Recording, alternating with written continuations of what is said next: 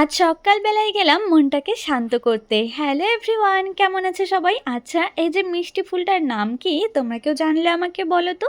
আজ কিন্তু আমরা সবাই মিলে সকালবেলা উঠেই রেডি হয়ে পৌঁছে গিয়েছিলাম আমাদের কোচবিহারের গর্ব মদনমোহন বাড়িতে। জানো তো, এখানে এলে মনটা যেন শান্তিতে ভরে ওঠে। আর এসেই আমরা আজ অঞ্জলি নিতেও পেরেছিলাম। এরপরে মাকে বললাম, চলো একটু ফটো তুলে দিই। আর মাও আমার কিন্তু সুন্দর ফটোস অ্যান্ড ভিডিও তুলে দিয়েছে। ভেতরের ফটো রেস্ট্রিক্টেড ছিল, তাই আমি ঠাকুরের কোনো প্রকার ফটো তোমাদেরকে শেয়ার করতে পারবো না। আর পুরো মন্দির জুড়ে কিন্তু এরকম সুন্দর ফুল দিয়ে সাজানো। আচ্ছা, তোমরা কারা মদনমোহন বাড়ির কথা শুনেছো আমাকে জানাবে তো। আজ আমরা পেয়েছিলাম মহাপ্রসাদও। এরপরে মনটা যেন আর একটু শান্ত হয়ে গেল।